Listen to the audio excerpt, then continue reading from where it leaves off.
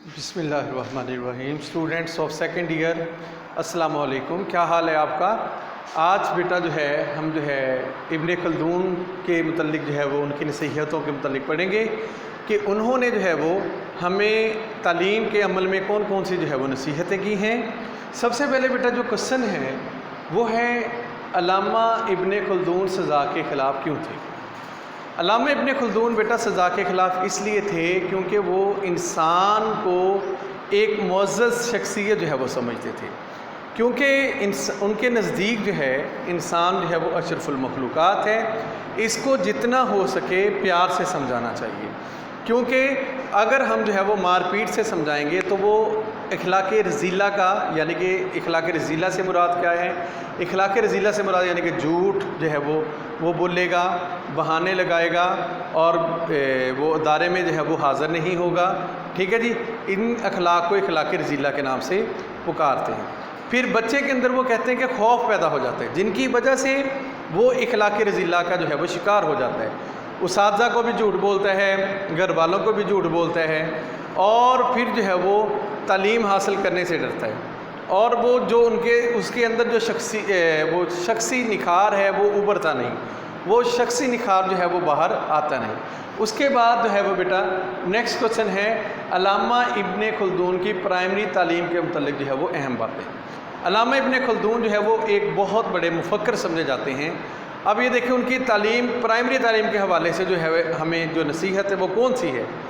Primary تعلیم کے حوالے سے اہم باتیں جو بتائیں، سب سے پہلے علامہ ابن خلدون کہتے ہیں کہ بچے کو پرائمری تعلیم جو شروع کی تعلیم ہے، ابتدائی تعلیم ہے، اس کی مادری زبان میں دی جائے، کیونکہ علامہ ابن خلدون کہتے ہیں وہ بچہ دوسری زبان وہ سیکھے گا یا اس کو دوسری زبان کا نصاب پڑھایا جائے گا تو وہ اس کو آدھی سمجھ میں آئے گی، کیونکہ وہ اس نے زبان وہ پہلے سیکھی نہیں۔ لیکن جو بچہ مادری زبان میں نصاب پڑھے گا وہ اس کو فلی طور پر اٹیمپٹ کرے گا، اس نصاب کو اچھی طرح سیکھ پائے گا۔ اور اس کے بعد علامہ ابن خلدون کہتے ہیں کہ مادری زبان کے بعد بچے کو حساب سکھایا جائے، ریاضی سکھایا جائے۔ اس کے بعد علامہ ابن خلدون کہتے ہیں ریاضی کے علم کے بعد اس کو قرآن پاک کی تعلیم دی جائے۔ اب علامہ ابن خلدون حساب کے بارے میں یہ کہتے ہیں کہ حساب بچے کو شروع میں سکھانے سے اس کا ذہن وہ کھل جاتا ہے، غور و فکر کے لیے وہ اس کا ذہن وہ وسیع تر ہو جاتا ہے، جس کی وجہ سے پھر وہ قرآن پاک کی تعلیم بھی وہ آسانی سے سیکھ سکتا ہے اور دوسرے علوم بھی وہ آسانی سے سیکھ سکتا ہے۔ علامہ ابن خلدون کے نزدیک نفلی علوم اور عقلی علوم سے کیا مراد ہے؟ نفلی علوم بیٹا وہ تمام علوم ہیں جن کا تعلق وہ انسان کے وہ مذہب کے ساتھ ہے، یعنی کہ قرآن پاک کا علم ہے، حدیث کا علم ہے، فقہ کا علم ہے۔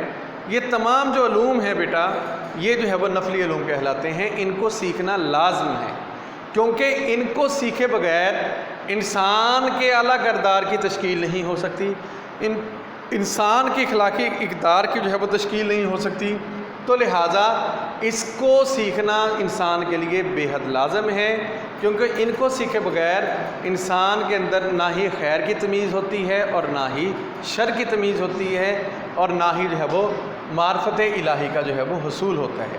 اس کے بعد جو عقلی علوم ہیں یہ وہ علوم ہیں علامہ ابن خلدون کے نزدیک جو کہ دنیاوی ہم وہ کاروبار کے لیے یا ہم اپنے پیشوں کے لیے وہ سیکھتے ہیں۔ اس میں ریاضی کا علم ہے، زراعت کا علم ہے، معاشیات کا علم ہے، عمرانیات کا علم ہے، سیاسیات کا علم ہے، وغیرہ وغیرہ۔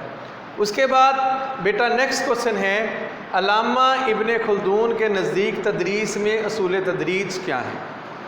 اب اصول تدریج یعنی کہ آپ نے ایک مرحلے بیان کیے ہیں کہ کیسے وہ تعلیم کے اندر مرحلے ہونے چاہیے۔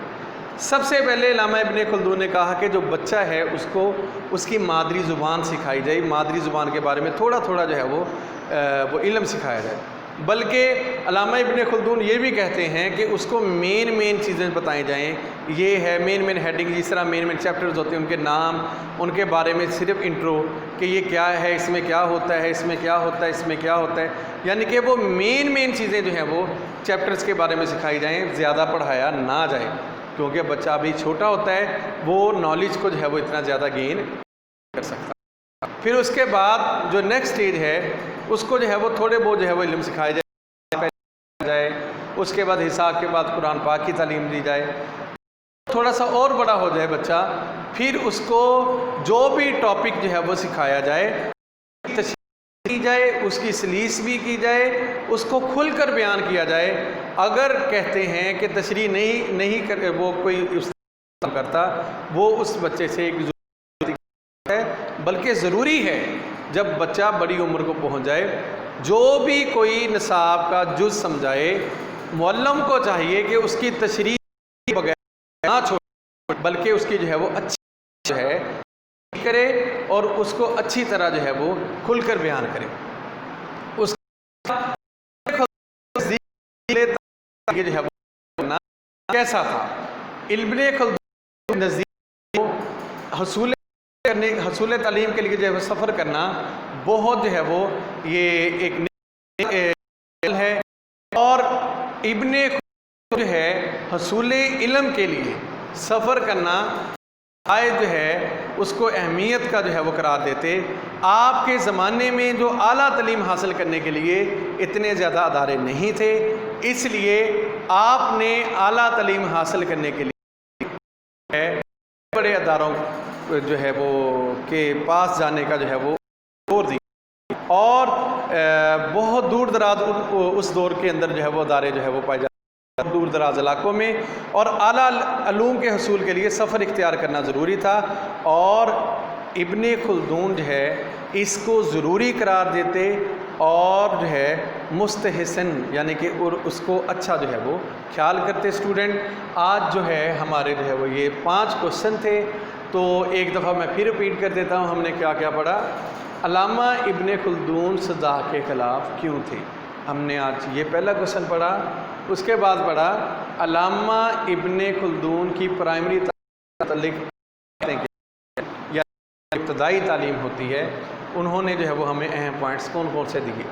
پھر اس کے بعد علامہ ابن خلدون کے نزدیک نظم اور عقلی علوم کیا فرق ہے۔